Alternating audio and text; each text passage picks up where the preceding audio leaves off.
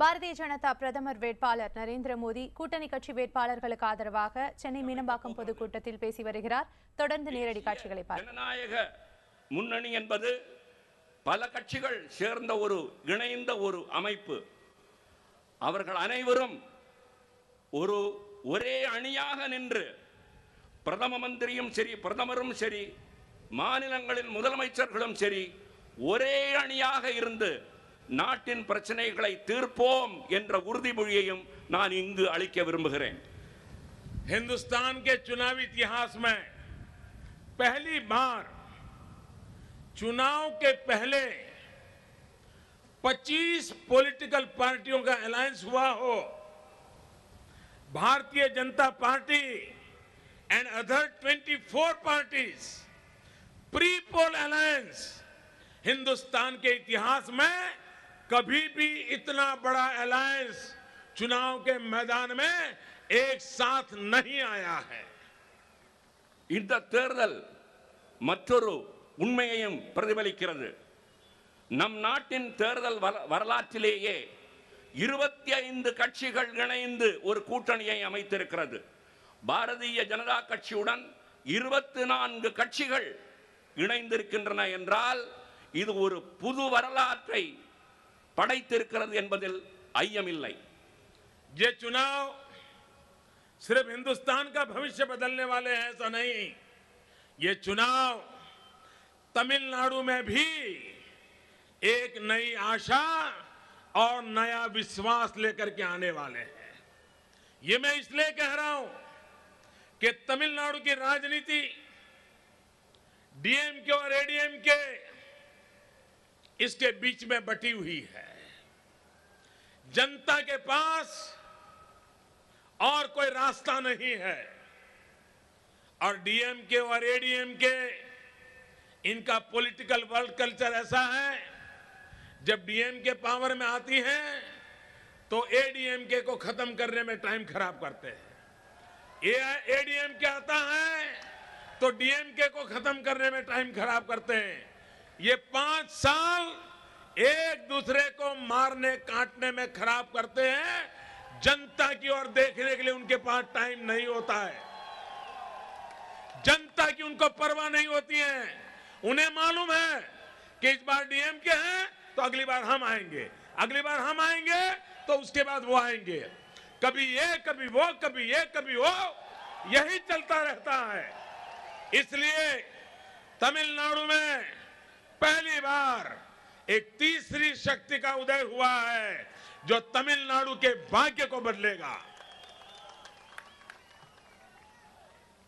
நாங்கள் அமைத்திருக்கும் இந்த கூட்டணி, நமது கூட்டணி இந்தியாவுக்கு மட்டுமல்ல, தமிழ்நாட்டுக்கும் ஒரு புதிய வருங்காலத்தை ஏற்படுத்த போகிறது என்பதில் ஐயமில்லை. இங்கே உள்ள மக்கள், தமிழக மக்களாகிய நீங்கள், தமிழக மக்களாகிய நாம், திமுக அதிமுக என்ற 2 கட்சிகளின் நடுவே சிக்குண்டு தவிக்கிறார்கள். இவர்கள் 5 ஆண்டுகள் ஆட்சி நடத்துவார்கள். அந்த 5 ஆண்டுகளிலும் அவர்களை எப்படி ஒழிப்பது, அவர்களை எப்படி சாடுவது என்பதையே இவர்கள் நினைத்துக் கொண்டிருப்பார்கள். அடுத்த 5 ஆண்டு முடிந்ததும் அவர்கள் வருவார்கள். இவர்களை எப்படி ஒழிப்பது என்பதிலேயே அவர்கள் கவனம் செலுத்துவார்கள். ஆக உன்னை நான் ஒழிப்பேன், என்னை நீ ஒழிப்பாய் என்று இவர்கள் இருவரும் மாற்றி மாற்றி ஒழித்துக் கொண்டிருக்கிறார்களே ஒழிய மக்களை பற்றி சிந்திக்கவோ மக்கள் நலனில் அக்கறை காட்டவோ இந்த 2 கட்சிகளுக்கும் எந்த விதமான அக்கறையும் இல்லை என்பதை நாம் பல ஆண்டுகளாக பார்த்து வருகிறோம். भाइयों बहनों, आज ये दोनों पार्टियां जनता को टेकन फॉर ग्रांटेड मानते हैं. वो जनता को अपनी जेब में मानते हैं और इसलिए सिर्फ 2-4% का इधर उधर का मैनेज करके अपनी राजनीति करते रहते हैं. वो जनता को जवाबदेह नहीं होते हैं. ये तीसरी शक्ति उभरने के कारण इनको अपने पुराने सारे खेल छोड़ने पड़ेंगे. अब उनको जनता को जवाब देना पड़ेगा. अब उनको जनता के लिए प्रोएक्टिव होकर के काम करने के लिए मजबूर होना पड़ेगा. ये मैं आपको दावे से कहता हूं भाइयों. இப்போது தமிழகத்தில் முதன்முறையாக தோன்றியிருக்கும் மூன்றாவது சக்தி ஆற்றல் மிக்க ஒரு அணி. இந்த அணி அவர்களை நடுங்க வைத்திருக்கிறது. மக்களை பற்றி சற்றும் சிந்திக்காமல் இருந்த அந்த இரு சக்திகளையும் முறியடிப்பதற்காக இந்த மூன்றாவது அணி உருவாகி இருக்கிறது. இவர்கள் இப்போது தங்களது பழைய தீய விளையாட்டை விட்டே ஆக வேண்டும். வேறு வழி கிடையாத நிலைமை இப்பொழுது இந்த அணியினால் தோன்றி இருக்கிறது. भाइयों बहनों, ये नई शक्ति का उदय अल्टीमेटली तमिलनाडु के सामान्य मानवी के हितों की रक्षा करने वाला एक सशक्त ताकत के रूप में उभरेगा. சகோதர சகோதரிகளே, இப்பொழுது தோன்றி இருக்கும் இந்த மூன்றாவது ஆற்றல் மிக்க இந்த மூன்றாவது அணி தமிழக மக்கள் ஒவ்வொருவரின் விருப்பங்களையும் ஆசைகளையும் எண்ணங்களையும் ஈடேற்றுவதற்காக உறுதி பூண்டிருக்கிறது என்பதை நான் தெரிவித்துக் கொள்கிறேன். भाइयों बहनों, जिस प्रकार से देश को चलाने के लिए भारत के संघीय ढांचे को लेटर एंड स्पिरिट के साथ ताकतवर बनाने की आवश्यकता है, उसी प्रकार से भी भारत को एक डंडे से नहीं चलाया जा सकता. हर एक राज्य की समस्याएं अलग है, हर एक राज्य की प्रायोरिटी अलग है, और इसलिए भारतीय जनता पार्टी ने, एनडीए ने अपने मैनिफेस्टो में कहा है कि हम राज्यों के ग्रुप करेंगे, उनकी आवश्यकता अपेक्षाओं के अनुसार उनके साथ मिल बैठ करके विकास की योजना बनाएंगे. जैसे हिमालयन स्टेट, नॉर्थ ईस्ट के स्टेट, इनके प्रॉब्लम अलग है, उनकी रिक्वायरमेंट अलग है. According to that requirement Delhi सरकार अपने पैसों का, अपनी योजनाओं का उपयोग करेगा. कोस्टल स्टेट्स, जहां समुद्री किनारा है, ग्लोबलाइजेशन के युग में पोर्ट लेड डेवलपमेंट ये भारत का भविष्य है. तमिलनाडु समुद्री तट पे है, यहां पर समुद्री व्यापार बढ़ सकता है. कोस्टल स्टेट जितने हैं उनको इकट्ठा करके उनके प्रॉब्लम, उनके विकास, उनकी योजना. गुजरात, राजस्थान रेगिस्तान है, डेजर्ट है, बॉर्डर है, उनके प्रॉब्लम अलग है. मेनलैंड अलग प्रॉब्लम है, ईस्टर्न पार्ट ऑफ इंडिया अलग प्रॉब्लम है. भारतीय जनता पार्टी ने कहा है हमारे घोषणा पत्र में कि देश के उन राज्यों की शक्ति, देश के उन राज्यों की आवश्यकता, उनको ध्यान में रख करके राज्य और देश मिलकर के विकास की नई धरा निश्चित करेंगे और विकास की नई दिशा निश्चित करेंगे. நாம் பார்த்தோமேயானால் ஒரு உண்மை புலப்படும். நாங்கள் என்ன விரும்புகிறோம் என்றால், மாநிலங்களை சில அணிகளாக நினைத்து பிரச்சனைகளை தீர்ப்பது. உதாரணமாக, இமயப்பகுதியில் உள்ள மாநிலங்களை ஹிமாச்சல் பிரதேஷ் அல்லது வடகிழக்கு மாநிலங்கள் ஆகியவற்றை பொறுத்தவரையில் அவற்றின் பிரச்சனைகள் கிட்டத்தட்ட ஒரே மாதிரியானவை. அந்த மக்களின் எண்ணங்கள், விருப்பங்கள், ஆசைகள் கிட்டத்தட்ட ஒரே மாதிரியானவை. அதே போல கடலோர மாநிலங்கள், தமிழ்நாடு ஒரு கடலோர மாநிலம். இந்த தமிழ்நாட்டிலிருந்து கடல் வாணிபத்தை நாம் வளர்ச்சி செய்ய முடியும். கடலோர மாநிலங்களுக்கு என்று சில குறிப்பிட்ட பிரச்சனைகள் உள்ளன, குறிப்பிட்ட எண்ணங்கள் உள்ளன, ஆசைகள் உள்ளன. அதே போல குஜராத், ராஜஸ்தான் போன்ற மாநிலங்களை பொறுத்தவரை அவை எல்லை மாநிலங்கள். அவர்களது பிரச்சனை தனிப்பட்டவை. கிழக்கே இருக்கும் மாநிலங்கள் தனிப்பட்டவை, மேற்கே இருக்கும் மாநிலங்கள் அவர்களின் பிரச்சனைகள் தனிப்பட்டவை.